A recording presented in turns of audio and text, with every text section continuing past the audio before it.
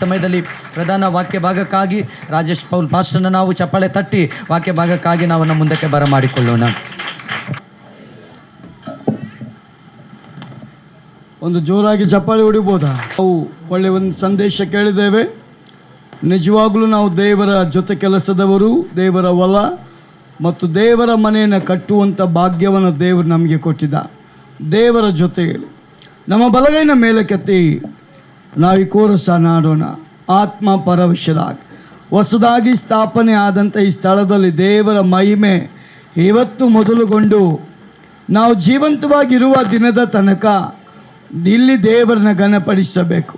ಇಲ್ಲಿನ ಸೇವಕರ ಮೂಲಕವಾಗಿ, ಇಲ್ಲಿನ ಸಭೆಯ ಮೂಲಕವಾಗಿ, ಇಲ್ಲಿನ ಎಲ್ಲ ಅಕ್ಕಪಕ್ಕದ ಮನೆಗಳು, ಈ ಶಬ್ದವನ್ನು ಕೇಳುವಂಥ ಜನಗಳು ಇಲ್ಲಿನ ಮೂಲಕವಾಗಿ ಯಾರೆಲ್ಲ ಸುವಾರ್ತೆ ಕೇಳ್ತಾರೋ ಕರ್ತನ ಕಡೆಗೆ ತಿರುಗಿಕೊಳ್ಳುವ ಹಾಗೆ ಒಮ್ಮನಸ್ಸಿನಿಂದ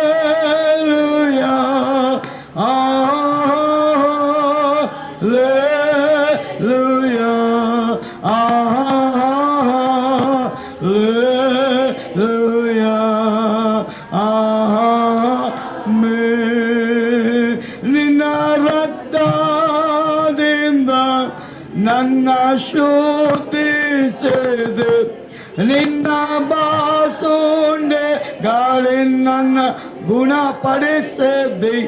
ಯೇಸು ರಾಜಾನೆ ಹಲ್ಲೆಲೂಯಾ, ಮೃತ್ಯುಂಜಯನೇ ಕೊಂಡಾಡುವೆ. ನಿನ್ನ ರಕ್ತದಿಂದ ನನ್ನ ಶೋಧಿಸಿದೆ, ನಿನ್ನ ಬಾಸುಂಡೆ ಗಾಳಿ ನನ್ನ ಗುಣಪಡಿಸಿದೆ. ಯೇಸು ರಾಜಾನ್ ಹಲ್ಲೆಲೂಯಾ, ಮೃತ್ಯುಂಜಯನೇ ಕೊಂಡಾಡುವೆ. ಮನಸ್ಸಿನಿಂದ ಹಲ್ಲೆಲೂಯಾ, ಹಲ್ಲೆಲೂಯಾ, ಹಲ್ಲೆಲೂಯಾ, ಹಲ್ಲೆಲೂಯಾ. ಕೃಪಾಭರಿತನಾದ ನಮ್ಮ ತಂದೆಯಾದ ದೇವರೇ, ನಿಮ್ಮ ದಾಸರ ಮೂಲಕವಾಗಿ ಮಾತನಾಡಿ ಸ್ಥಳದಲ್ಲಿ ಪುನರ್ಸ್ಥಾಪನೆ ಮಾಡಲ್ಪಟ್ಟಂಥ ಈ ಆಲಯವನ್ನ ನಿನ್ನ ಕೈಗೆ ನಾವು ಸಮರ್ಪಣೆ ಮಾಡಿಕೊಡ್ತೇವೆ. ನಿನ್ನ ದಾಸರ ಮೂಲಕವಾಗಿ ನೀನು ಮಾತನಾಡೋದಕ್ಕಾಗಿ ಸ್ತೋತ್ರ. ಹೌದು, ಆಲಯವಾಗಿ ನಾವಿದ್ದು ನಿನ್ನ ಜೊತೆಯಲ್ಲಿ ಅದನ್ನು ಕಟ್ಟುವಾಗ ನೀನು ನಮ್ಮ ಜೊತೆಯಲ್ಲಿದ್ದು ಆತ್ಮಗಳನ್ನ ನಿನ್ನ ಆಲಯಗಳವಾಗಿ ಪರಿವರ್ತನೆ ಮಾಡುವ ದೇವರಾಗಿರುವುದಕ್ಕಾಗಿ ಸ್ತೋತ್ರ. ದೇವರೇ, ನಿನ್ನ ದಾಸನ ನಾನು ಮಾತನಾಡುವಾಗ ದೇವರ ಶಕ್ತಿ ಪ್ರತಿಯೊಂದು ವ್ಯಕ್ತಿಯ ಒಳಗೆ ಪ್ರವೇಶ ಮಾಡಿ. ಮಹಿಮೆ ನಿಂದಪ್ಪ, ಅದನ್ನು ನಾನು ಬೇರೆಯವರಿಗೆ ಹೋಗಗೊಡಿಸೋದಿಲ್ಲ ಅಂತ ಹೇಳಿದ್ದೆ. ಈ ಸ್ಥಳವನ್ನು ನಿನ್ನಲ್ಲಿ ನಾವು ಯೇಸುವಿನ ನಾಮದಲ್ಲಿ ಕ್ಲೈಮ್ ಮಾಡ್ತೇವೆ. ಹೋರಾಡುವ ಆತ್ಮನ ಬಲ ಮುರಿಯುತ್ತೇವೆ ಸ್ವಾಮಿ. ಈ ಸ್ಥಳದಲ್ಲಿ ಹೋರಾಡುವಂತ ಆತ್ಮ, ಈ ಜನಗಳಿಗೆ ರಕ್ಷಣೆ ಬರದಾಗೆ ತಡೆ ಮಾಡುವಂತ ಆತ್ಮನ ಬಲ ಯೇಸುವಿನ ನಾಮದಲ್ಲಿ ಕಟ್ಟಲ್ಪಡ್ಲಿ. ನಾವು ಜೋರಾಗಿ ಚಪ್ಪಾಳೆ ಹೊಡೆದು ಹೇಳೋಣ, ಈ ಜಾಗದ ಜನಗಳು ರಕ್ಷಿಸಲ್ಪಡ್ಲಿ, ಈ ಜಾಗದ ಜನ ರಕ್ಷಣೆಗೆ ಬರಲಿ, ಈ ಜಾಗದ ಜನ ಯೇಸುವಿನ ಸ್ವಂತ ರಕ್ಷಕನನ್ನಾಗಿ ಸ್ವೀಕಾರ ಮಾಡಿಕೊಳ್ಳಲಿ. ಆಮೇಲೆ ಹೇಳೋರು ಕರಗಳನ್ನ ತಟ್ಟಿ ದೇವರ ಮಹಿಮೆ ಬರೆಸಿ.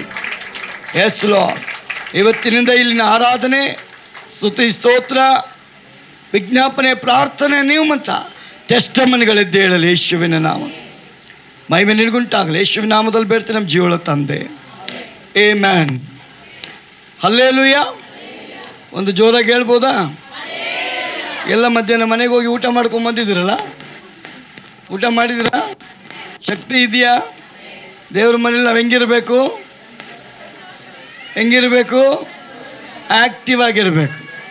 ಸಂತೋಷವಾಗಿ ಅಂದರೆ ಅಲ್ಕಿಸ್ಕೊಂಡು ಕೂತ್ಕೊಂಡಿರೋದಲ್ಲ. ನಮ್ಮ ಒಳಗಿನ ದೇವರ ಆತ್ಮ ದೇವ್ರನ್ನ ಸನ್ನಿಧಾನಕ್ಕೆ ಬರುವಾಗ ನಾವು ಮನಪೂರ್ತಿಯಾಗಿ ದೇವ್ರನ್ನ ಘನಪಡಿಸಬೇಕು. ದೇವರಿಗೆ ಸ್ತೋತ್ರ. ವಿಶೇಷವಾಗಿ ಜಾಗದಲ್ಲಿ ದೇವರು ತನ್ನ ಆಲಯವನ್ನು ಪ್ರಾರಂಭ ಮಾಡೋದಕ್ಕಾಗಿ ನಾನು ಸಂತೋಷವುಳ್ಳವನಾಗಿದ್ದೇನೆ. ನಾನು ಶಿವಮೊಗ್ಗದಲ್ಲಿ ಇರೋದು, ಆದರೆ ಬೆಂಗಳೂರಿನಲ್ಲಿ ಪ್ರಾಂತದಲ್ಲಿ ಯಾರ ಆಲಯ ಪ್ರಾರಂಭ ಆಗ್ತಾ ಇದೆ? ದೇವರ ಸುವಾರ್ತೆ ಸಾರುವಂಥ ಆಲಯ, ವಿಜ್ಞಾಪನೆಗಳನ್ನು ಹೊತ್ತುಕೊಳ್ಳತಕ್ಕ ಆಲಯ, ಜನಗಳ ರಕ್ಷಣೆಗಾಗಿ ಪ್ರಾರ್ಥನೆ ಮಾಡುವಂಥ ಆಲಯ. ದೇವರು ತಾನೇ ಈ ಒಂದು ಬೌಂಡ್ರಿಯಲ್ಲಿ, ಈ ಗ್ರಾಮದಲ್ಲಿ, ಇಲ್ಲಿನ ಎಲ್ಲ ಏರಿಯಾಗಳಲ್ಲಿ ಇರುವಂಥ ಜನರ ಆತ್ಮಭಾರವುಳ್ಳವರಾಗಿ ನಾವು ಬರೋದಾದರೆ ನಮ್ಮ ಜೊತೆ ದೇವರು ನಿಜವಾಗ್ಲೂ ಕೆಲಸಗಾರನಾಗಿ ನಮ್ಮ ಕೂಡ ಅವನು ಅನೇಕ ಹೃದಯಗಳನ್ನ ಸಂಧಿಸೋದಕ್ಕೆ ಅವನು ಶಕ್ತನಾಗಿದ್ದ. ಎಷ್ಟು ಜನ ನಂಬ್ತೀರಾ ನಿಮ್ಮ ಪ್ರಾರ್ಥನೆ ಮೂಲಕ ಈ ಜನಗಳನ್ನು ದೇವರು ಕರ್ಕೊಂಡು ಬರ್ತಾರೆ ಅಂತ? ಪ್ರಿಯ ಸಹೋದರಿ ಸಹೋದರನೇ, ಇದು ನಂದಲ್ಲ, ಇದು ಪಾಸ್ಟ್ರದು ದರ್ಶನ ಅಂತ ನೀವು ಯಾರು ಮೌನವಾಗಿರಬೇಡ್ರಿ. ಪಾಸ್ಟ್ರ ಜೊತೆಗೆ ನೀವು ಕೈ ಜೋಡಿಸೋದಾದ್ರೆ ನಿಮ್ಮ ಜೊತೆಗೆ ಪರಲೋಕದ ದೇವರು ಕೈ ಜೋಡಿಸ್ತಾನೆ. ಪಾಸ್ಟ್ರ ಜೊತೆಗೆ ನೀವಿರೋದಾದ್ರೆ ನಿಮ್ಮ ಜೊತೆಗೆ ಪರಲೋಕದ ದೇವರು ಇರ್ತಾನೆ. ಪಾಸ್ಟ್ರ ಜೊತೆಗೆ ನೀವು ನಡೆಯೋಕ್ಕೆ ಪ್ರಾರಂಭ ಮಾಡಿದ್ರೆ ನಿಮ್ಮ ಜೊತೆ ದೇವರು ನಡೆಯೋಕ್ಕೆ ಪ್ರಾರಂಭ ಮಾಡ್ತಾನೆ. ಪಾಸ್ಟ್ರ ದರ್ಶನ ದೇವರ ದರ್ಶನ ಅಂತ ನೀವು ನಂಬಿಕೆಯಿಂದ ಒತ್ತುಕೊಳ್ಳೋದಾದ್ರೆ ಅದನ್ನು ದೇವರು ಪೂರೈಸೋದಕ್ಕೆ ಅವನು ಶಕ್ತನಾಗಿದ್ದ. ನಿಜವಾಗ್ಲೂ ಸಂತೋಷ. ಯಾಕಂದರೆ ಇದು ಯಾವುದೋ ಹೋಟೆಲ್ ಓಪನ್ ಅಲ್ಲ ರೀ, ಯಾವುದೋ ಲಾಡ್ಜ್ ಓಪನ್ ಅಲ್ಲ ರೀ, ಯಾವುದೋ ಛತ್ರ ಓಪನ್ ಅಲ್ಲ ರೀ. ಇದು ಪ್ರಾರಂಭ ಮಾಡ್ತಾ ಇರೋದು ಆತ್ಮಭಾರ ಉಳ್ಳವಂಥ ದೇವರ ಮನೆಯನ್ನು ಕಟ್ಟೋದಕ್ಕೋಸ್ಕರ. ಈ ಬೌಂಡ್ರಿಯ ಜನಗಳು ಕರ್ತನ ಕಡೆಗೆ ಬರಬೇಕಂತ ದೇವರು ಈ ಸೇವಕರ ಹೃದಯದಲ್ಲಿ ಮಾತನಾಡುವಾಗ ಇದಕ್ಕೋಸ್ಕರ ಒಂದು ಸೇವಕನನ್ನು ಅವರು ನೇಮಕ ಮಾಡಿ ಜಾಗದಲ್ಲಿ ಆತ್ಮಭಾರವುಳ್ಳವರಾಗಿ ಅವರು ನಡೆಸಲಿ ಅಂತ ಒಂದು ದರ್ಶನ ಇಟ್ಕೊಂಡಿರೋದಾದ್ರೆ ಅದು ಅವರ ಮನೆ ದರ್ಶನ ಅಲ್ಲ ರೀ, ಪರಲೋಕ ಭೂಲೋಕ ಉಂಟು ಮಾಡಲ್ಪಟ್ಟ ದೇವರ ದರ್ಶನ ಅಂತ ಸತ್ಯವೇದ ಹೇಳ್ತದೆ. ಆ ದರ್ಶನ ಯಾರಿಗಿದೆಯೋ ಅವರು ಕೂಡ ದೇವರಿದ್ದೇ ಇರ್ತಾನೆ.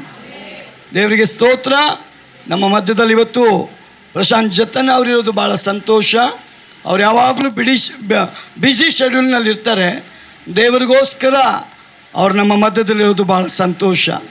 ನಿಜವಾಗ್ಲೂ ನಾನು ಅಂದ್ಕೊಂಡಿದ್ದೆ ಅವರು ಅಬ್ರಾಡ್ಗೆ ಹೋಗ್ಬಿಟ್ಟಿರಬೇಕು, ಲೈನ್ಗೆ ಸಿಗ್ತಾ ಇಲ್ಲ ಅಂತ.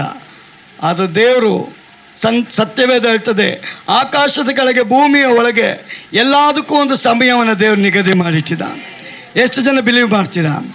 ಎಲ್ಲದಕ್ಕೂ ಒಂದು ಸಮಯವನ್ನು ದೇವರು ನಿಗದಿ ಮಾಡಿತ. ನಿಮ್ಮ ಪಾಸ್ಟರ್ ಹೇಳ್ತಾ ಇದ್ರು ಈ ಹಾಲ್ನ ತೆಗೆದುಕೊಂಡು ನಾವು 5 ತಿಂಗಳಾಗೋಯ್ತು ಅಂತ. ಅವರ ಲೆಕ್ಕಕ್ಕೆ 5 ತಿಂಗಳು ಮುಂಚೆನೇ ಓಪನ್ ಆಗಬೇಕಂತ.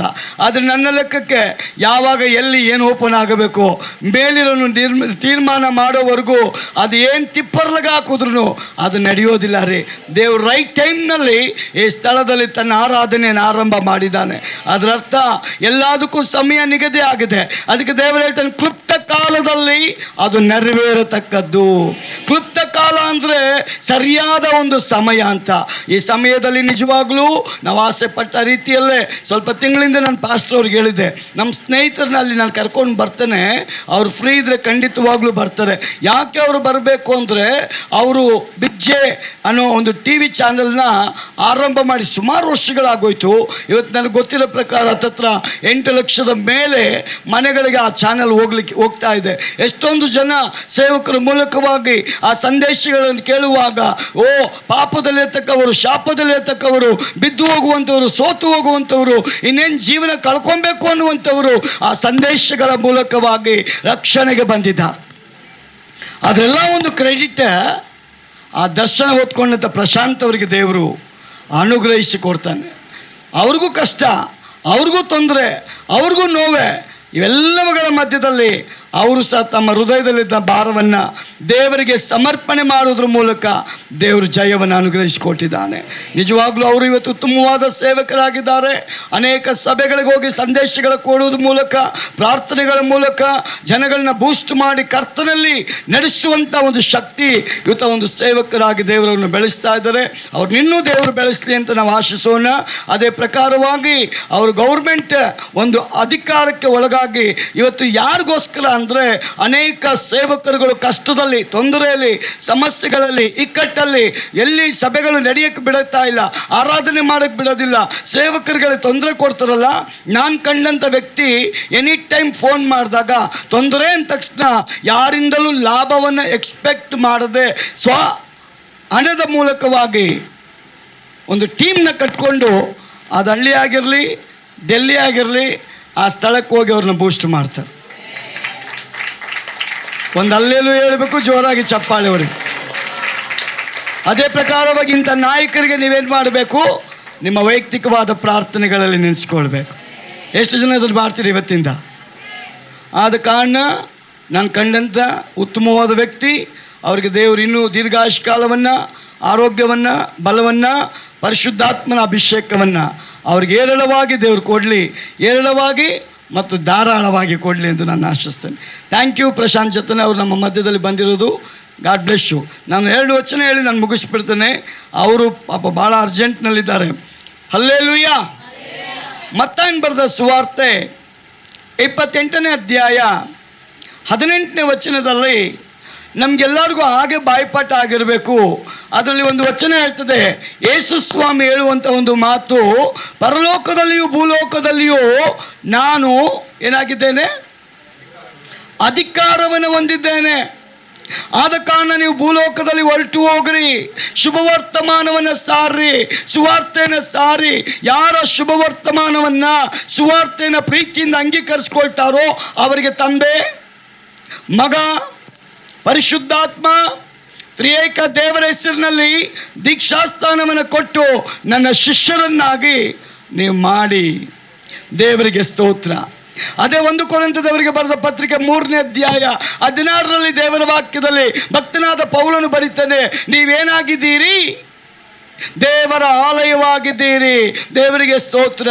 ದೇವರು ತನ್ನ ಮಕ್ಕಳಿಗೆ ಒಂದು ಮಾತು ಹೇಳ್ತಾನೆ, ನನ್ನನ್ನು ಕಂಡುಕೊಂಡ ಮೇಲೆ ನನ್ನ ರಾಜ್ಯವನ್ನು ಕುರಿತು ಅನ್ಯ ಜನಗಳ ಬಳಿಗೆ ನೀವು ಹೋಗಬೇಕು, ಧೈರ್ಯವಾಗಿ ಮಾತನಾಡಬೇಕು, ಪರಲೋಕದ ಸುವಾರ್ತೆಯನ್ನು ಸಾರಬೇಕು.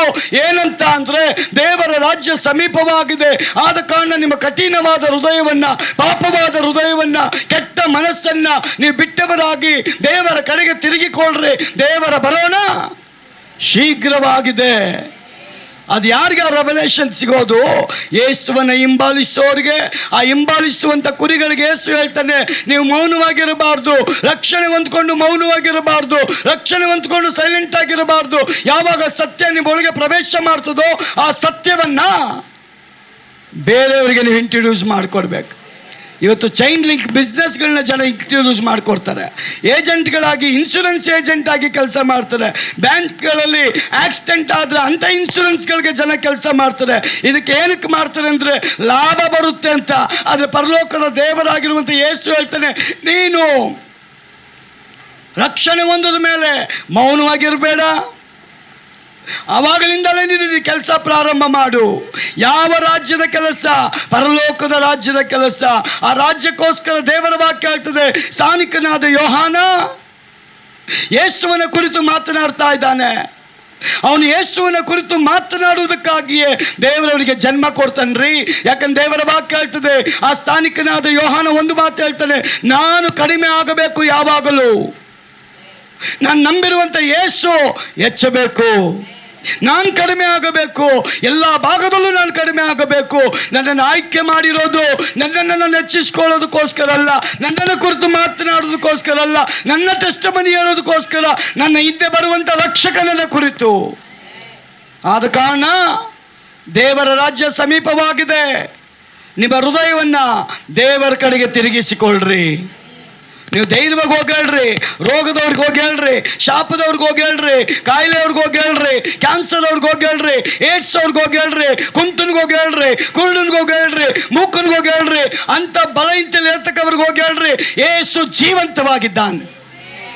ನೀನು ಯಾವಾಗ ಕಾನ್ಫಿಡೆನ್ಸ್ ಆಗಿ ಹೇಳ್ತೀಯೋ, ನನ್ನ ದೇವ್ರು ನಿಮ್ಮ ಮುಂಬಲವಾಗಿ ಬಂದು ಕಾರ್ಯ ಮಾಡ್ತಾನೆ. ನನ್ನ ದೇವ್ರ ಕೈ ಬಿಟ್ಟು ಹೋಗೋ ದೇವರಲ್ಲ ರೀ. ಯಾಕಂದ್ರೆ ದೇವರ ವಾಕ್ಯ ಹೇಳ್ತದೆ, ಪರಲೋಕದಲ್ಲಿಯೂ ಭೂಲೋಕದಲ್ಲಿಯೂ ನನಗೆ ಅಧಿಕಾರ ಕೊಡಲ್ಪಟ್ಟಿದೆ. ಆ ಅಧಿಕಾರವನ್ನು ಇವತ್ತು ದೇವರು ನಿಮಗೆ ಕೊಟ್ಟಿದ್ದಾನ್ರಿ, ನಿಮ್ಮ ನಾಲಿಗೆಗೆ ಕೊಟ್ಟಿದ್ದಾನ್ರಿ, ನಿಮ್ಮ ಒಳಗಿರೋ ಪರಿಶುದ್ಧಾತ್ಮನಿಗೆ ಕೊಟ್ಟಿದ್ದಾನ್ರಿ. ಯಾರ ಪರಿಶುದ್ಧಾತ್ಮನ ಸ್ವೀಕಾರ ಮಾಡಿಕೊಳ್ತಿರೋ ಅವ್ರು ಯೇಸುವಿನ ನಾಮದಲ್ಲಿ ಪ್ರಾರ್ಥನೆ ಮಾಡುವಾಗ ನಿಮ್ಮ ಮುಂದೆ ಎಂಥ ದೊಡ್ಡ ಶಕ್ತಿ ನಿಂತರು ನಿಮ್ಗೊಂದು ಕಾನ್ಫಿಡೆನ್ಸ್ ಇರಬೇಕು. ಲೋಕದಲ್ಲಿರುವವನಿಗಿಂತ ನಿನ್ನ ಒಳಗಿರತಕ್ಕ ದೇವರು ದೊಡ್ಡ ದೇವರಂತ. ಲೋಕದಲ್ಲಿರುವವನಿಗಿಂತ ನಿನ್ನ ಒಳಗೆ ವಾಸ ಮಾಡುವಂಥ ಯೇಸು ಇದ್ದಾನಲ್ಲ, ಅವನು ಸಾಧಾರಣವಾದ ದೇವರಲ್ಲ, ಅಸಾಧಾರಣವಾದ ದೇವರು. ಆ ದೇವರು ಹೇಳ್ತಾನೆ, ವಿಶ್ವಾಸಿಯೇ, ನಿನ್ನನ್ನು ನಾನು ಎಲ್ಲ ಕಡೆ ಹೋಗೋದಕ್ಕೆ ಅಧಿಕಾರ ಕೊಟ್ಟಿದ್ದೇನೆ. ಇವತ್ತು ನಾನು ನಿನ್ನನ್ನು ಆಲಯವಾಗಿ ಕರೆದಿದ್ದೇನೆ. ಒಂದು ಕಾಲದಲ್ಲಿ ಗುಡಿಗಳಲ್ಲಿದ್ದಂಥ ಆ ಶಿಲೆಗಳು, ಗುಡಿಗಳಲ್ಲಿದ್ದಂಥ ಮೂರ್ತಿಗಳು ಮಣ್ಣದಾಗಿತ್ತಂತೆ. ಅದನ್ನು ಆರಾಧನೆ ಮಾಡುವಂಥ ಜನಗಳು ಚಿನ್ನದವರಾಗಿದ್ರಂತೆ. ಅರ್ಥ ಆಗುತ್ತಾ? ಗುಡಿಯಲ್ಲಿದ್ದಂಥ ಆ ಮೂರ್ತಿ ಮಣ್ಣದಾಗಿತ್ತಂತೆ. ಅದನ್ನು ಆರಾಧನೆ ಮಾಡುವಂಥ ಜನ ಚಿನ್ನದವರಾಗಿದ್ರಂತೆ. ಆದರೆ ಈಗ ಕಾಲ ಉಲ್ಟಾ ಆಗಿದೆ. ಮೂರ್ತಿಗಳೆಲ್ಲ ಚಿನ್ನದಾಗಿದೆ, ಆರಾಧನೆ ಮಾಡೋರೆಲ್ಲ ಮಣ್ಣವರಾಗ್ಬಿಟ್ಟಿದ್ದಾರೆ, ಕಲ್ಲಾಗ್ಬಿಟ್ಟಿದೆ. ಒಂದು ಕಾಲದಲ್ಲಿ ಒಳಗಿದ್ದಂಥದ್ದು ಕಲ್ಲಾಗಿತ್ರಿ. ಇವತ್ತು ಕಠಿಣ ಹೃದಯ ಉಳ್ಳವರಾಗಿ ದೇವರ ಬಳಿಗೆ ಬರ್ತಾ ಇದ್ದೀರಲ್ಲ. ದೇವರ ವಾಕ್ಯ ಹೇಳ್ತದೆ, ಇವತ್ತು ನಾನು ನಿಮ್ಮನ್ನ ಅಧಿಕಾರದ ಮೂಲಕವಾಗಿ ಎಲ್ಲ ಕಡೆಗೆ ಹೋಗೋದಕ್ಕೆ ಅಧಿಕಾರ ಕೊಟ್ಟಿದ್ದೇನೆ. ಹೋಗಿ ನೀವೇನು ಹೇಳಬೇಕು ಅಂದರೆ ಪರಲೋಕದ ದೇವರ ಶುಭವರ್ತಮಾನವನ್ನ ಸಾರುವಂಥ ಅಧಿಕಾರ ಕೊಟ್ಟಿದ್ದೇನೆ. ಆ ಅಧಿಕಾರ ನನ್ನ ಮೂಲಕವಾಗಿ ನಿಮಗೆ ಬಂದಿದೆ. ಯೇಸುವಿನ ಮೇಲೆ ನಂಬಿಕೆ ಇಟ್ಟು ಬಂದಿದ್ದೀರಾ. ದೇವರು ನಿಮ್ಮನ್ನು ಸಾಧಾರಣ ವ್ಯಕ್ತಿಯಾಗಿ ಅಲ್ಲ, ಅಸಾಧಾರಣ ವ್ಯಕ್ತಿಯಾಗಿಟ್ಟಿದ್ದಾನೆ.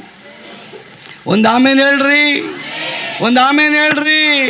ಎಷ್ಟು ಜನ ಬಿಲೀವ್ ಮಾಡ್ತೀರಾ ನಾವೆಲ್ಲ ಅಸಾಧಾರಣ ವ್ಯಕ್ತಿಗಳು ಅಂತ, ನಾವು ಅಭಿಷಕ್ತರು ಅಂತ, ನಾವು ದೇವರ ಮಕ್ಕಳು ಅಂತ, ದೇವರಿಂದ ಕರೆಯಲ್ಪಟ್ಟವರು ಅಂತ? ಯಾಕಂದ್ರೆ ಸತ್ಯವೇದ ಹೇಳ್ತದೆ, ಪ್ರಿಯ ಸಹೋದರಿ, ಯೆಶಾಯ 54:3 ನಾನು ಓದುವಾಗ ದೇವರ ವಾಕ್ಯ ಹೇಳ್ತದೆ, ನೀನು ಎಲ್ಲ ಕಡೆಗಳಲ್ಲಿ ಹಬ್ಬಿಕೊಳ್ಳುವಿ, ನಿನ್ನ ಸಂತಾನದವರು ಜನಾಂಗಗಳನ್ನ ವಶ ಮಾಡಿಕೊಂಡು ಆಳು ಬಿದ್ದ ಪಟ್ಟಣವನ್ನ ಜನಭರಿತವಾಗುವಂತೆ ಮಾಡ್ತಾರಂತೆ. ಒಂದು ಆಮೇಲೆ ಹೇಳ್ರಿ. ಇಲ್ಲಿ ಇವತ್ತೇನು ಅಂಗಡಿ ಓಪನ್ ಮಾಡಿ ಹೋಗ್ತಾ ಇಲ್ಲ ನಾವು. ಇಲ್ಲಿ ಆತ್ಮಿಕ ಮನ್ನವನ್ನು ಕೊಡುವಂಥ ಶಕ್ತಿಯನ್ನು ಇಲ್ಲಿ ಉಂಟು ಮಾಡ್ತಾ ಇದ್ದೇವೆ. ಇಲ್ಲಿ ಯಾರು ಆರಾಧನೆಗೆ ಬರ್ತಿರೋ ಅವರೆಲ್ಲರ ಪ್ರತಿಯೊಬ್ಬರ ಜವಾಬ್ದಾರಿ. ಇದು ನನ್ನ ಜವಾಬ್ದಾರಿ ಅಲ್ಲಪ್ಪ, ಪಾಸ್ಟ್ರಿಗೆ ಮಾಡಿಕೊಟ್ಟಿದ್ದಾರೆ, ಅವರೇನೋ ಬಂದು ಆರಾಧನೆ ಮಾಡ್ಕೊಂಡು ಹೋಗಲಿ. ಇಲ್ಲ ಇಲ್ಲ ಇಲ್ಲ ಇಲ್ಲ ಇಲ್ಲ ಇಲ್ಲ. ನನ್ನ ಕುರಿಗಳು, ನನ್ನ ಕುರಿಗಳು, ಜೋರಾಗಿ ಹೇಳ್ರಿ, ನನ್ನ ಕುರಿಗಳು, ನನ್ನ ಕುರಿ ಈ ಆಲಯದಲ್ಲಿ ಹಲ್ಲೆಲೂಯಾ ಅನ್ಬೇಕು. ಯೆಶಾಯ 43:1-2 ಹೇಳ್ತದೆ, ನೀನು ನನ್ನವನು. 1ನೇ ವಚನ ಹೇಳ್ತದೆ ಅಲ್ಲಿ, ಯೆಶಾಯ 54:3 ನೀನು ಎಲ್ಲ ಕಡೆಗಳಲ್ಲಿ ಹಬ್ಬಿಕೊಳ್ಳುವಿ. ಅರ್ಥ ಆಗಲಿಲ್ಲ ನಿಮಗೆ, ಅದಕ್ಕೆ ಆಮೇಲೆ ಹೇಳಲಿಲ್ಲ. ಹಿಂಗೆ ಟ್ಯೂಬ್ಲೈಟ್ ಥರ ಇರಬಾರ್ದು. ಟ್ಯೂಬ್ಲೈಟ್ ಅಂದರೆ ಗೊತ್ತಾ? ಏನು ಟ್ಯೂಬ್ಲೈಟ್ ಅಂದರೆ? ಸ್ವಿಚ್ ಹಾಕಿದ್ಮೇಲೆ ಸ್ವಲ್ಪ ಹೊತ್ತಾದ್ಮೇಲೆ ಪಿಳಕ ಪಿಳಕ ಪಿಳಕ ಪಿಳಕ ಅಂತ ಆಮೇಲೆ ಬರ್ತದೆ. ಹಂಗಿರಬಾರ್ದು. ಈ ವಾಕ್ಯ ಬರುವಾಗ ಆತುರದಿಂದ, ನಂಬಿಕೆಯಿಂದ, ನಿರೀಕ್ಷೆಯಿಂದ ಅದನ್ನು ಸ್ವೀಕಾರ ಮಾಡ್ಕೊಳ್ಬೇಕು. ಒಂದು ಆಮೇಲೆ ಹೇಳ್ರಿ. ಇಲ್ಲಿ ದೇವ್ರು ನನಗೆ ಹೇಳಿದ ಮಾತು ಏನಪ್ಪ ಅಂದರೆ, ನೀನು ಎಲ್ಲ ಕಡೆಗಳಲ್ಲಿ ಹಬ್ಬಿಕೊಳ್ಳುವೆ. ನೀವು ಆಮೇಲೆ ಹೇಳುವಾಗ ಜನಗಳು ಬರ್ತಾರೆ. ಎರಡನೇದು ದೇವರು ಹೇಳ್ತಾನೆ, ನೀನು ನನ್ನವನು. ಹಲ್ಲೆಲೂಯಾ. ಎಷ್ಟು ಜನ ನಂಬ್ತಾರೆ? ನೀನು ನನ್ನವನು.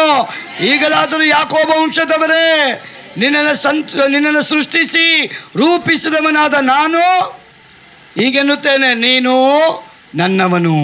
ಮೂರನೇದು ಮತ್ತಾಯ 24:30-31 ಹೇಳ್ತದೆ, ನಾವು ಕ್ರಿಸ್ತೇಸುವಿನಲ್ಲಿ ಆರಿಸಲ್ಪಟ್ಟವರು. ಹಲ್ಲೆಲೂಯಾ. ನಾವು ಯಾರಂತೆ? ಮೊದಲನೇದೇನು? ನೀವೇನಾಗ್ತೀರಾ? ನೀವೆಲ್ಲ ಕಡೆ ಏನಾಗ್ತೀರಾ? ಅಣಬೆ ಥರ ಉತ್ಕೊಳ್ತೀರಂತೆ. ಆಮೇಲೆ ಹೇಳ್ರಿ. ಅದಕ್ಕೆ ಒಬ್ಬ ತಮಿಳಲ್ಲಿ ಹೇಳ್ತಾನೆ, ಕ್ರೈಸ್ತರಿಗೆ ನೀನೇನು ಮಾಡಬೇಡ, ಡಿಸ್ಟರ್ಬ್ ಮಾಡಬೇಡ. ಡಿಸ್ಟರ್ಬ್ ಮಾಡಿದ್ರೆ ಅಣಬೆ ಥರ ಬೆಳೆದು ಬಿಡ್ತಾರಂತೆ. ಹಲ್ಲೆಲೂಯಾ. ದೇವರು ಹೇಳ್ತಾನೆ, ನೀವೆಲ್ಲ ಕಡೆಗಳಲ್ಲಿ ಹಬ್ಬಿಕೊಳ್ಬೇಕು. ಎರಡನೇದು ಹೇಳ್ತಾನೆ, ನೀವು ನನ್ನವರು. ಮೂರನೇದು ಹೇಳ್ತಾನೆ, ನೀವು ಆರಿಸಲ್ಪಟ್ಟವರು. ಅದಕ್ಕೆ ದೇವರು ಹೇಳ್ತಾನೆ, ಯೇಸು ಸ್ವಾಮಿ, ನಿಮ್ಮನ್ನು ಆಲಯವಾಗಿ ಕರೆದಿದ್ದೇನೆ. ಈ ಆಲಯದಲ್ಲಿ ದೇವರು ನಿಮ್ಮನ್ನು ಸಸಿಗಳಾಗಿ ನೆಟ್ಟಿದ್ದಾನಂತೆ. ಎಷ್ಟು ಜನ ಸಸಿಗಳಾಗಿರೋದಕ್ಕೆ ಇಷ್ಟಪಡ್ತೀರಾ? ಸಸಿ ಅಂದರೆ ಅದು ಮೊಳಕೆ ಹೊಡೆದು ಬೆಳಿಬೇಕು, ಹಂಗೇ ಇರಬಾರ್ದು. 10 ವರ್ಷ ಆದರೂ ನೀನೊಬ್ಬ ಮಾತ್ರ ಬರಬಾರ್ದು. ಹೆಂಗಾಗ್ಬೇಕು ನಾವು? ನಿಮ್ಮನ್ನು ದೇವರು ಈ ಸಭೆಯಲ್ಲಿ ಸಸಿಗಳಾಗಿಟ್ಟಿದ್ದಾನಂತೆ. ಏನಕ್ಕೆ? ಸಾಯೋವರೆಗೂ ನೀವು ಸಸಿಯಾಗೇ ಇರುವಂತನಾ? ಸಸಿ ಏನಾಗಬೇಕು? ಗಿಡ ಆಗಬೇಕು. ಗಿಡ ಏನಾಗಬೇಕು? ಮರ ಆಗಬೇಕು. ಮರ ಏನು ಮಾಡಬೇಕು? ಫಲ ಕೊಡಬೇಕು. ಆ ಫಲ ಏನಾಗಬೇಕು? ಬಿದ್ದೋಗ್ಬೇಕಾ? ನಿಲುಕುವಂಥದ್ದಾಗಬೇಕು. ಆ ನಿಲ್ಲುವಂಥ ಫಲ ಹೆಂಗಿರಬೇಕು? ಗೊತ್ತಿಲ್ಲ ಪಾಸ್ಟರ್. ಸಿಹಿಯಾಗಿರಬೇಕು.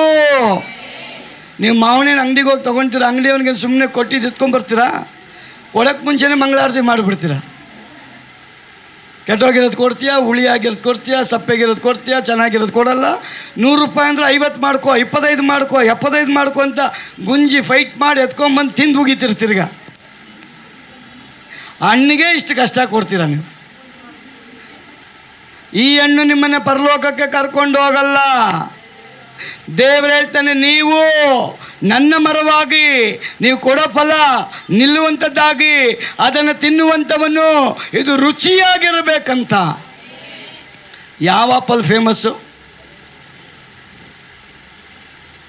ನಾವು ಆಪಲೇ ತಿಂದಿಲ್ಲ ಪಾಸ್ಟರ್.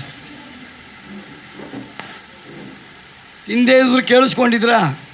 ಯಾವ ಆಪಲ್ ಫೇಮಸ್ಸು? ಕಾಶ್ಮೀರು, ಆಮೇಲೆ ಊಟಿ ಆಪಲ್ ಕೇಳಿದರೆ ಹೋಗಲಿ. ಏನಕ್ಕಿದು ಫೇಮಸ್ಸು? ಅಲ್ಲಿ ಬೆಳೆದಿರೋದು ಸಿಹಿಯಾಗಿರುತ್ತೆ, ಸಪ್ಪೆ ಆಗೋದೇ ಇಲ್ಲ, ಹುಳಿ ಆಗೋದಿಲ್ಲ ಅಂತ. ಹಂಗಾದ್ರೆ ದೇವ್ರು ನಿಮ್ಮ ಮೇಲೆ ಒಂದು ನಿರೀಕ್ಷೆ ಇಟ್ಕೊಂಡಿದ್ದ. ದೇವ್ರು ನಿಮ್ಮ ಮೇಲೆ ಒಂದು ನಿರೀಕ್ಷೆ ಇಟ್ಕೊಂಡಿದ್ದಾನೆ. ನಿಮ್ಮನ್ನು ಸಸಿಯಾಗಿ ಸಭೆಯಲ್ಲಿ ನೆಟ್ಟಿದ್ದಾನಲ್ಲ, ನೆಕ್ಸ್ಟ್ ನೀವು ಗಿಡ ಆಗಬೇಕು, ನೆಕ್ಸ್ಟ್ ನೀವು ಮರ ಆಗಬೇಕು, ನೆಕ್ಸ್ಟ್ ಫಲ ಕೊಡಬೇಕು. ಆ ಫಲ ಯಾರೆಲ್ಲ ನೋಡ್ತಾರೋ ಅವರು ಯಾರನ್ನ ಮಹಿಮೆ ಪಡಿಸಬೇಕು? ಯಾರನ್ನ ಮಹಿಮೆ ಪಡಿಸ್ಬೇಕು? ಆ ಮಹಿಮೆ ಪಡಿಸುವಂಥ ದೇವರು ಹೇಳ್ತಾನೆ, ಹೊರಟೋಗ್ರಿ ಎದ್ದು. ಆಮೇಲೆ ಎದ್ದು ಮನೆಗೆ ಹೋಗ್ಬಿಟ್ಟಿರಾ? ಎಲ್ಲಿಗೆ ಹೋಗ್ಬೇಕು ನೀವು? ಎಲ್ಲಿಗೆ ಹೋಗ್ಬೇಕು? ಯಾವಾಗಿಂದ ಹೋಗ್ಬೇಕು? ಸ್ಕೂಲ್ ಬಿಟ್ಟು ಹೋಗಲ್ಲ ಪಾಸ್ಟರ್. ಸ್ಕೂಲಲ್ಲಿ ಸ್ಟೂಡೆಂಟ್ಗಳ ಮಧ್ಯದಲ್ಲಿ ನೀನು ಜ್ಞಾನವಂತಳಾಗಿ ಹೇಳಬೇಕು, ನಾನು ಆರಾಧನೆ ಮಾಡೋ ಯೇಸು ಜೀವಂತವಾಗಿದ್ದಾನೆ. ಆಸ್ಪತ್ರೆಗೆ ಹೋದ್ರೆ ಹೇಳಬೇಕು ನೀವು, ಪೇಷಂಟ್ಗೆ ಭಯಪಡಬೇಡಮ್ಮ, ನಾನು ಯೇಸು ಹತ್ರ ಪ್ರಾರ್ಥನೆ ಮಾಡ್ತೀನಿ, ನಿನ್ನ ರೋಗ ವಾಸಿ ಆಗುತ್ತೆ. ಎಲ್ಲಿ ಹೋಗ್ತಿರೋ ಅಲ್ಲಿ ಯಾರ ಬಗ್ಗೆ ಮಾತಾಡಬೇಕು ಅಂದರೆ ನಿಮ್ಮ ಅಪ್ಪ ಅಮ್ಮನ ಬಗ್ಗೆ ಅಲ್ಲ, ನಿನ್ನ ಬಗ್ಗೆ ಅಲ್ಲ, ಬಂಧುಗಳ ಬಗ್ಗೆ ಅಲ್ಲ, ನೀನು ಮಾಡುವಂಥ ವ್ಯಾಪಾರದ ಬಗ್ಗೆ ಅಲ್ಲ, ನಿನಗೆ ರಕ್ಷಣೆ ಕೊಟ್ಟಂಥ ಯೇಸು ಕ್ರಿಸ್ತನ ಪರವಾಗಿ ನೀವು ಮಾತಾಡ್ರಿ. ನಿಮಗೆ ಫಲ ಕೊಡೋ ದೇವರು ಹಾಗೆ ದೇವರು ಮಾಡ್ತಾನೆ. ಪ್ರೀತಿಯ ಸಹೋದರ ಸಹೋದರಿ, ನನ್ನ ಒಂದು ಆಸೆ, ಪ್ರಪಂಚಾದ್ಯಂತ ಇರೋ ಸಭೆಗಳು ದೇವರು ಎದುರು ನೋಡೋದೇನಪ್ಪ ಅಂದರೆ, ಆ ಎಲ್ಲ ಸಭೆಗಳಲ್ಲಿ ಸತ್ಯ ಇರಬೇಕು ಅಂತ, ಅಲ್ಲಿ ಜೀವ ಇರಬೇಕು ಅಂತ, ಅಲ್ಲಿ ಪರಿಶುದ್ಧತೆ ಇರಬೇಕು ಅಂತ, ಅಲ್ಲಿ ದೈವಜ್ಞಾನ ಇರಬೇಕು ಅಂತ, ದೇವರ ಆತ್ಮನಿಂದ ಒಂದೊಂದು ವಿಶ್ವಾಸಿ ತುಂಬಲ್ಪಡಬೇಕಂತ. ಅವರೆಲ್ಲರೂ ದೇವರ ಮನೆಗೆ ಯಾವಾಗ ಬರ್ತಾರೋ ಅವರ ಒಳಗಡೆ ಇರುವ ಮನೆಗೆ ದೇವರು ಬರ್ತಾನೆ. ಹಲ್ಲೆಲೂಯಾ. ಅದಕ್ಕೆ ಯೇಸು ಹೇಳ್ತಾನೆ, ಇಗೋ ಹೃದಯದ ಬಾಗಿಲನ್ನು ತಟ್ತಾ ಇದ್ದಾನೆ, ಯಾರಾದ ನನ್ನ ಶಬ್ದವನ್ನು ಕೇಳಿ ನಿಮ್ಮ ಹೃದಯದ ಬಾಗಿಲನ್ನು ತೆರೆಯೋದಾದ್ರೆ ಅವನ ಒಳಗೆ ನಾನು ಬಂದು ಏನು ಮಾಡ್ತೇನೆ? ಊಟ ಮಾಡ್ತೇನೆ. ಎಷ್ಟು ಜನರೊಳಗೆ ಯೇಸು ಬಂದು ಊಟ ಮಾಡಬೇಕು? ಪ್ರೀತಿಯ ದೇವ ಜನರೇ, ದೇವರು ಹೇಳುವಂಥದ್ದು ಒಂದೇ, ನೀವು ಎಲ್ಲ ಕಡೆಗಳಲ್ಲಿ ಹಬ್ಬಿಕೊಳ್ಬೇಕು.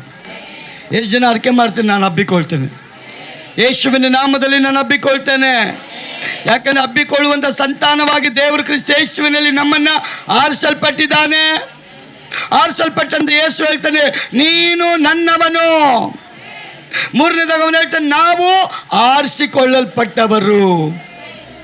ನಾವಿಬ್ಬರ ಹತ್ರ ಭಾಳ ಹುಷಾರಾಗಿರ್ಬೇಕಂತೆ. ಯಾರ ಹತ್ರ? ನಾನು ಮುಗಿಸ್ತೇನೆ. ನಾವಿಬ್ಬರ ಹತ್ರ ಭಾಳ ಹುಷಾರಾಗಿರ್ಬೇಕಂತ. ಯಾರ ಹತ್ರ? ಅದೇನು ನಮಗೆ ಗೊತ್ತಿಲ್ಲ ಪಾಸ್ಟರ್, ಯಾರ ಹತ್ರ ಹುಷಾರಾಗಿರ್ಬೇಕೋ ಗೊತ್ತಿಲ್ಲ. ಯಾರು ಫಿಟ್ಟಿಂಗ್ ಇಡ್ತಾರೆ ಅಂತಲೇ ಅರ್ಥ ಆಗಲ್ಲ. ಫಿಟ್ಟಿಂಗ್ ಇಡೋದೆಲ್ಲ ಟೈಲರ್. ಈಗ ಮನೇಲಿರೋರೆಲ್ಲ ಇಡಕ್ಕೆ ಸ್ಟಾರ್ಟ್ ಆಗ್ಬಿಟ್ಟು, ಗಂಡನೇ ಹೋಗಿ ಹೆಂಡತಿ ಫಿಟ್ಟಿಂಗ್ ಇಡ್ತಾನೆ, ಹೆಂಡತಿ ಹೋಗಿ ಗಂಡಂಗೆ ಫಿಟ್ಟಿಂಗ್ ಇಡ್ತಾಳೆ, ಇವರಿಬ್ಬರು ಪಕ್ಕದ ಮನೆಯವ್ರದ್ದು ಇರ್ತಾರೆ, ಎಲ್ಲ ನೋಡಿದ್ರು ಫಿಟ್ಟಿಂಗ್ ಇಡೋರೆ. ಅದನ್ನು ನಾವಿಬ್ಬರ ಹತ್ರ ಹುಷಾರಾಗಿರ್ಬೇಕು. ಯಾರ ಹತ್ರ? ನಾನು ನಿಮಗೆ ಜೋಕ್ ಹೇಳ್ತಾ ಇಲ್ಲ, ದೇವರ ವಾಕ್ಯಕ್ಕೆ ಆಧಾರವಾಗಿ ಮಾತಾಡ್ತಾ ಇದ್ದೇನೆ. ಇಬ್ಬರ ಹತ್ರ ಹುಷಾರಾಗಿರ್ಬೇಕಂತೆ, ಇಲ್ಲಾಂದ್ರೆ ಸೈತಾನ್ ಸಿಗಿಸ್ಬಿಟ್ಟು ಬಿಡ್ತಾನೆ. ಒಂದು ದೇವರ ಹತ್ರ ಹುಷಾರಾಗಿರ್ಬೇಕಂತೆ, ಇನ್ನೊಂದು ಡಾಕ್ಟ್ರ್ ಹತ್ರ ಹುಷಾರಾಗಿರ್ಬೇಕಂತೆ. ದೇವ್ರ ಕೋಪ ಬಂದರೆ ಅವನು ಡಾಕ್ಟ್ರ್ ಹತ್ರ ಕಳಿಸ್ತಾನಂತೆ. ಡಾಕ್ಟ್ರ್ ಕೋಪ ಬಂದರೆ ಅವನು ದೇವರ ಹತ್ರನೇ ಕಳಿಸ್ಬಿಡ್ತಾನೆ. ಯಾರ ಹತ್ರ ಹುಷಾರಾಗಿರಬೇಕು? ಅಯ್ಯೋ, ಇಷ್ಟು ದಿನ ನಾವು ಪಾಸ್ಟ್ರ್ ಹತ್ರ ಹುಷಾರಾಗಿರಬೇಕು ಅಂದ್ಕೊಂಡಿದ್ದು. ಪಾಸ್ಟ್ರು ಸಕಲ ವಲ್ಲಭ.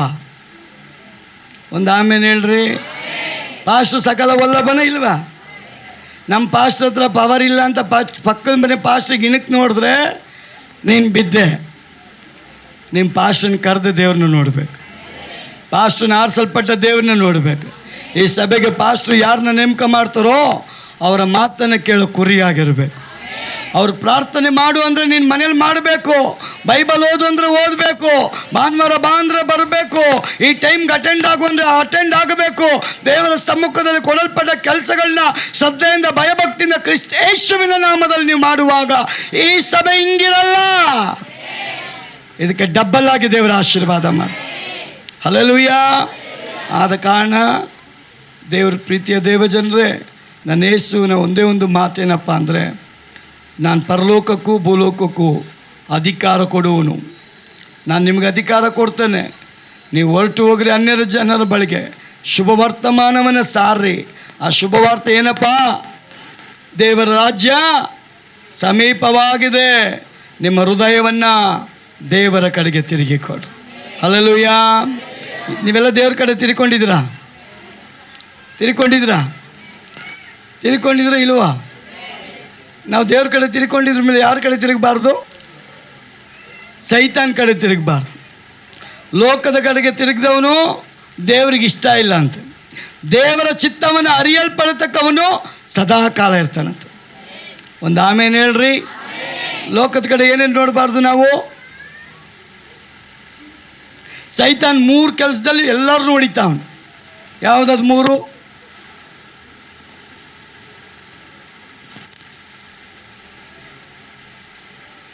ಟೈಮ್ ಆಗ್ತಾಯಿದೆ, ಮುಗಿಸಿ ಪಾಸ್ಟರ್. ನನಗೇನು ತೊಂದರೆ ಇಲ್ಲ, ಪ್ರಶಾಂತ್ ಜತನ ಅವ್ರಿಗೆ ತೊಂದರೆ. ಮಾತು ಮುಗಿಸ್ತಾ ಇದ್ದೀನಿ. 3 ಕಾರ್ಯದ ಮೂಲಕ ಇಡೀ ಪ್ರಪಂಚನ ಸೈತಾನ್ ಹೊಡಿತಾವನು. ಯಾವುದದು? ಹೆಣ್ಣು, ಹೊನ್ನು, ಮಣ್ಣು. ಈ 3ಕ್ಕೆ ಬಿದ್ದವ್ರು ಯಾರೂ ಇಲ್ಲ, ಬೀಳದೇ ಇರೋರು ಯಾರೂ ಇಲ್ಲ. ಯಾವುದ್ರಲ್ಲಾದರೂ ಒಂದರಲ್ಲಿ ಬಿದ್ದು ಬಿಡ್ತಾನೆ. ಆದರೆ ಯೇಸು ಈ 3ರಲ್ಲೂ ಬೀಳಲಿಲ್ಲ. ಆ ಯೇಸು ನೀನು ಒಳಗಿದ್ರೆ ನೀನು ಬೀಳಲ್ಲ. ನೀನು ಬೀಳಬಾರ್ದು ಅಂತಾನೆ ಯೇಸು ಹೇಳ್ತಾನೆ, ನಾನು ಹೋಗಿ ನಿನಗೆ ಆತ್ಮನ ಕಳಿಸ್ಕೊಡ್ತೇನೆ. ಆ ಪರಿಶುದ್ಧಾತ್ಮ ನಿನ್ನಲ್ಲಿ ಬಂದಾಗ ನೀನು ವೀಕ್ ಆಗಲ್ಲಮ್ಮ, ನೀನು ಬಲ ಹೊಂದ್ಕೊಳ್ತೀಯ. ಮಾಯಾದ ಲೋಕದಲ್ಲಿ ಎಡಕ್ಕೂ ಬಲಕ್ಕೂ ತಿರುಗುವಾಗ ಇದೇ ಮಾರ್ಗ, ಇದರಲ್ಲೇ ನಡಿ, ಇದೇ ರೈಟ್ ವೇ. ಅದನ್ನು ಪರಿಶುದ್ಧಾತ್ಮ ನಿನಗೆ ತಿಳಿಯಪಡಿಸ್ತಾನಂತೆ. Hallelujah, hallelujah. ಯಾರಿಗೆ ಪರಿಶುದ್ಧಾತ್ಮ ಬೇಕ್ರಿ? ಯಾರಿಗೆ ಅನ್ಯ ಭಾಷೆ ಬೇಕು? ಯಾರಿಗೆ ವರ ಬೇಕು? ಯಾರಿಗೆ ಫಲ ಬೇಕು? ಹಿಂಗೆ ಎತ್ತದವರು ಅರ್ಧ ಬರ್ಧ ಅಂತ ಫುಲ್ ಎತ್ತಬೇಕು. ಈ ಹೋಟ್ಲಿಗೆ ಹೋಗಿ ಅರ್ಧ ಟೀ ಕೊಡಿ ಅಂತೀವಿ, ಹಂಗಲ್ಲ. ಇಲ್ಲಿ ಏಸು ಹತ್ರ ಬಂದು ಕಾನ್ಫಿಡೆನ್ಸಾಗಿ ಹೇಳ್ಬೇಕು, ಸ್ವಾಮಿ ನನಗೆ ನೀನು ಬೇಕು. ಅದು ಬೇಕು ಅಂದ್ರೆ ನಾವೆಲ್ಲಿಗೆ ಬರಬೇಕು? ಪೌಲ್ ಯೇಸು ಹೇಳ್ತಾನೆ, ಅವನು ಹೇಳ್ತಾನೆ ಗೊತ್ತಾ, ನಾನೇನಾಗಬೇಕಂತ ನೀನು ಬಯಸ್ತೀಯ? ನಾನು ಏನಾಗಬೇಕಂತ ನೀನು ಬಯಸ್ತೀಯ ದೇವರೇ? ಆಗ ಯೇಸು ಕೊಡುವಂಥ ಉತ್ತರ, ನೀನೆದ್ದು ಊರೊಳಗೆ ಹೋಗು, ನನ್ನ ಜನ ನಿನಗೆ ಬೋಧನೆ ಮಾಡ್ತಾರೆ. ಹಲ್ಲೆಲೂಯಾ.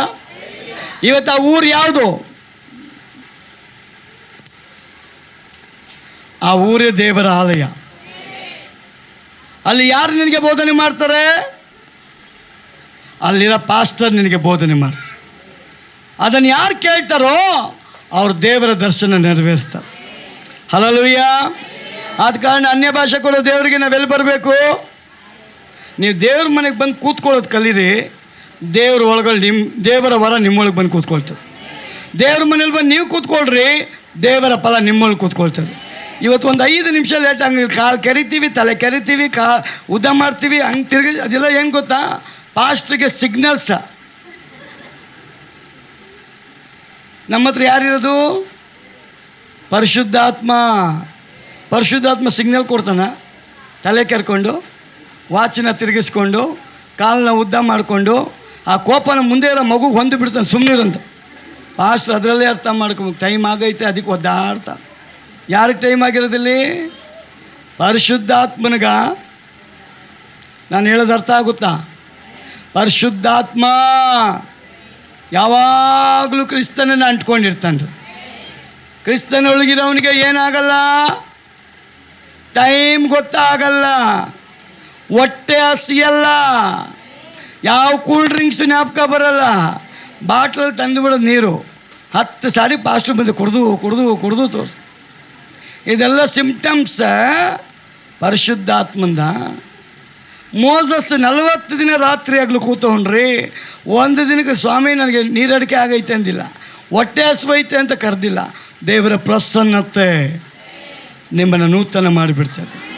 ದೇವರ ಪ್ರಸನ್ನತೆ ಶರೀರದ ಆಸೆಗಳನ್ನು ಕಟ್ಟಾಕುತ್ತೆ. ಅದು ಹೊಟ್ಟೆ ಹಿಂಡಿದ್ರೆ ನೀನು ಅವನ್ನ ಹಿಂಡಬೇಕಾಕಿ. ಆ ದೇವರ ಆತ್ಮೆಯಲ್ಲಿದ್ದಾನೆ, ಅಲ್ಲಿ ಬಿಡುಗಡೆ ಬರ್ತದೆ.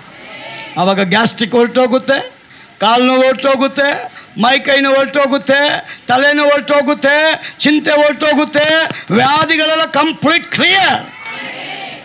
ನಾನು ಇಲ್ಲಿಗೆ ಬರುವಾಗ ನೆನ್ನೆ ದಿನದಲ್ಲಿ ಒಂದು ಸಿಸ್ಟ್ರು ನಮ್ಮ ಊರಿಂದ ಫೋನ್ ಮಾಡಿದರು, ಪಾಸ್ಟರ್ ನನ್ನ ಒಳಗಡೆ ಒಂದು ಗಡ್ಡೆ ಬಂದುಬಿಟ್ಟಿದೆ, ಡಾಕ್ಟರ್ ಆಪ್ರೇಷನ್ಗೆ ಬರಿಬೋದು ಗೊತ್ತಿಲ್ಲ, ಭಯ ಆಗಿಬಿಟ್ಟಿದೆ ಅಂತ. ರಾತ್ರಿ 11:45ಗೆ ಫೋನ್ ಮಾಡಿದ್ರು. ಅವರಿಗೆ ಒಂದೇ ಮಾತು ಹೇಳಿದೆ, ನೀನು ಯಾವಾಗ ಹೋಗೋದು ಡಾಕ್ಟ್ರ್ ಹತ್ರ? ಬೆಳಿಗ್ಗೆಗೆ. ನನಗೆ ಬೆಳಗ್ಗೆ ಫೋನ್ ಮಾಡಿದ್ರು. ಹೋಗೋಕ್ಕೆ ಮುಂಚೆ ಅವ್ರು ಫೋನ್ ಮಾಡಿದ್ರು, ನನಗೆ ಭಯ ಆಗ್ತಾ ಇದೆ ಅಂತ. ನಾನು ಹೇಳಿದೆ, ನನಗೆ ಭಯ ಇಲ್ಲ, ನೀನು ನಂಬಿದ್ರೆ ನನ್ನ ದೇವ್ರು ಬಿಡುಗಡೆ ಕೊಡ್ತಾನೆ. ವಿತೌಟ್ ಆಪ್ರೇಷನ್, ವಿತೌಟ್ ಡಾಕ್ಟರ್ ಇದು ಯಾವುದೇ ರೀತಿಯಾದ ಟೆಸ್ಟ್ ಇಲ್ಲದೇನೆ, ಮೆಡಿಷನ್ ಇಲ್ಲದೇನೆ ನನ್ನ ದೇವ್ರು ನಂಬೋರಿಗೆ ಬಿಡುಗಡೆ ಕೊಡ್ತಾನೆ. ನೀನು ಹೋಗ್ಬಾ, ಬಂದಮೇಲೆ ಫೋನ್ ಮಾಡಂದೆ. ಮಧ್ಯಾಹ್ನ ಫೋನ್ ಮಾಡ್ತಾರೆ 3 ಗಂಟೆಗೆ. ಏನಮ್ಮ ಆಯಿತು? 2 ಡಾಕ್ಟ್ರು ಬಂದು ಹುಡ್ಕೋದ್ರಂತೆ, ಗಡ್ಡೆ ಎಲ್ಲಿ ಕಾಣ್ತಾ ಇಲ್ಲ. ಎಷ್ಟು ಡಾಕ್ಟ್ರು? ಮೇಲಿರೋ ಡಾಕ್ಟ್ರು ಹೀಲ್ ಮಾಡಿಬಿಟ್ರೆ ಇಲ್ಲದ ಡಾಕ್ಟ್ರಿಗೆ ಕೆಲಸ ಇರೋದಿಲ್ಲ. ಹಲ್ಲೇಲೂಯಾ. ದೇವರ ಮನೆಯಲ್ಲಿ ನೀವು ಕಾದರೆ ಮಾತ್ರ ಅಭಿಷೇಕ. ಹಾಡು ಹೇಳ್ತೀವಿ ತಾನೆ? ಇದೆಯಾ ಹಾಡು? ಏನಂತ ಆಯ್ತದು? ಹೇಳಿದ್ರೆ ಮುಗಿಸ್ಬಿಡ್ತೀನಿ. ಈಗೆಲ್ಲ ಬುಕ್ ನೋಡ್ತಾ ಇದ್ದೀರಾ? ಯಾವ ಹಾಡದು?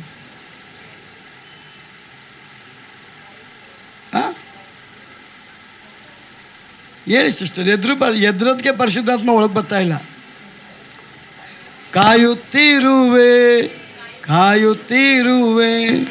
ಅದ್ಭುತವ ಒಂದ ಕಾಯುತ್ತಿರುವೆ, ಕರ್ತನಿಗೆ ಕಾಯುವವರು ಒಂದರು, ನಿಜವಾಗಿ ಅಂತ್ಯ ಉಂಟು ನಿನ್ನ ನಂಬಿಕೆ. ಆಮೆನ್. ನಿಮ್ಗೆ ನಂಬಿಕೆ ಇದ್ದರೆ ದೇವ್ರ ಸನ್ನಿಧಾನದಲ್ಲಿ ಕಾಯ್ತಿ. ಹಲ್ಲೇಲೂಯಾ. ಅದಕ್ಕೆ ಸಭೆಯಲ್ಲಿ ಮಾತ್ರ ಏನು ಮಾತಾಡಬಾರ್ದು ನಾವು? ಸಭೆಯಲ್ಲಿ ಏನು ಮಾತಾಡ್ತೀರಿ ನೀವೆಲ್ಲ? ಈಗ ಪಾಸ್ಟ್ರು ಒಂದು ಅನ್ಯ ಭಾಷೆ ಸ್ಟಾರ್ಟ್ ಮಾಡಿದ್ರೆ ನೀವೇನು ಮಾಡ್ತೀರಾ? ಮಾತಾಡ್ತೀರಲ್ಲ? ಅನ್ಯ ಭಾಷೆ ಇದೆಯಲ್ಲ? ಈ ಅನ್ಯ ಭಾಷೆ ಎಲ್ಲಿ ಮಾತಾಡ್ತೀರ ನೀವು? ಸಭೆಯಲ್ಲಿ ಮಾತಾಡ್ತೀರ, ಮನೇಲಿ? ಇವತ್ತು ಎಷ್ಟೋ ಜನ ಸಭೆಯಲ್ಲಿ ಅನ್ಯ ಭಾಷೆ, ಸಭೆಯಿಂದ ಹೋಗಿದ ಕೂಡಲೇ ಅನ್ಯಾಯದ ಭಾಷೆ. ಎಲ್ಲ ಕಡೆ ದೇವರ ಆತ್ಮನ ಭಾಷೆನೇ ಮಾತಾಡಬೇಕು. ಆದ ಕಾರಣ ಪ್ರಿಯರೇ, ದೇವರ ಆತ್ಮನು ತಾನೇ ಈ ಸಭೆ ಮೂಲಕ ಬರುವಂಥ ಜನ ರಕ್ಷಿಸಲ್ಪಡಬೇಕು, ದರ್ಶನ ಹೊಂದ್ಕೊಳ್ಬೇಕು, ಅಭಿಷೇಕಿಸಲ್ಪಡಬೇಕು. ಈ ಸಭೆಯಲ್ಲಿ ದೇವರು ಯಾರನ್ನ ಸಸಿಯಾಗಿ ನೆಡ್ತಾನೋ ಆ ಸಸಿಗಳು ಗಿಡವಾಗಿ ಮರವಾಗಿ ಒಳ್ಳೆ ಫಲ ಕೊಟ್ಟು ಅದರ ಮೂಲಕ ನಮ್ಮ ದೇವರಿಗೆ ಮಹಿಮೆ ಪಡಿಸಬೇಕು. ಹಲ್ಲೆಲೂಯಾ. ಆದ ಕಾರಣ ದೇವರು ಈ ರೀತಿಯಾಗಿ ನಿಮ್ಮನ್ನು ಆಶೀರ್ವದಿಸಲಿ. ನಾವು ಪ್ರಾರ್ಥನೆ ಮಾಡ್ತೇವೆ. ಈ ಸಭೆ ದಿನದಿಂದ ದಿನಕ್ಕೆ ಯಾರ ನಾಮ ಮಹಿಮೆ ಪಡಿಸಬೇಕು? ಯಾರ ನಾಮ? ಎಲ್ಲ ನಾಮಕ್ಕಿಂತ ಮೇಲಾದ ನಾಮ, ಎಲ್ಲ ನಾಮಕ್ಕಿಂತ ದೊಡ್ಡ ನಾಮ ಎಲ್ಲ ನಾಮಕ್ಕಿಂತ ಸರ್ವ ಅತಿಶಯವಾದ ನಾಮ. ಆ ನಾಮನ ನೀವು ಕೊರಿಕೊಂಡು ಹೇಳ್ತಾ ಇದ್ದೀರ, ಜೋರಾಗಿ ಹೇಳ್ಬೇಕು. ಯಾವ ನಾಮ? ಒಂದ್ಸಾರಿ ಶಿವಮೊಗ್ಗಕ್ಕೆ ಬನ್ರಿ, ನಾನು ಚರ್ಚಲ್ಲಿ ತೋರಿಸ್ತೀನಿ. ಅವ್ರು ಕೂಗೋದು ಅರ್ಧ ರೋಡ್ಗೆ ಕೇಳಿಸ್ತದೆ, ಅರ್ಧ ಊರಿಗೆ ಕೇಳಿಸ್ತದೆ. ಆಗ ನಾನು ಏನು ಹೇಳ್ತೀನಿ ಅಂದರೆ, ಯಾರೋ ಫೋರ್ ಹೊಡಿಯೋದಕ್ಕೆ ಇಲ್ಲಿ ಬಿದ್ದು ಹೊಡಿತೀರ ನೀವು ಕ್ಲಾಪ್ಸ್ನ. ನನ್ನ ದೇವರಿದ್ದಾನೆ ಅಂದರೆ ನಿಮ್ಮನ್ನು ಮರೆತು ದೇವ್ರನ್ನ ಗಣಪಡಿಸಿ. ದೇವ್ರ ವಾಕ್ಯದ ಮೂಲಕ ನಿಮ್ಮನ್ನು ಆಶೀರ್ವದಿಸಲಿ, ಈ ಸಭೆನ ಆಶೀರ್ವದಿಸಲಿ, ಈ ಸೇವಕರನ್ನ ಆಶೀರ್ವದಿಸಲಿ. ಇವತ್ತು ಬಂದವರು ಮಾತ್ರ ಅಲ್ಲ, ಎವ್ರಿ ಡೇ ಈ ಸಭೆಗೆ ಪರಿಶುದ್ಧಾತ್ಮ ಜನಗಳನ್ನ ಹ್ಯಾಡ್ ಮಾಡಲಿ ಅಂತ ನಾನು ಆಶಿಸ್ತೇನೆ. ದೇವ್ರ ನಿಮ್ಮನ್ನು ಆಶೀರ್ವದಿಸಿ. Thank you.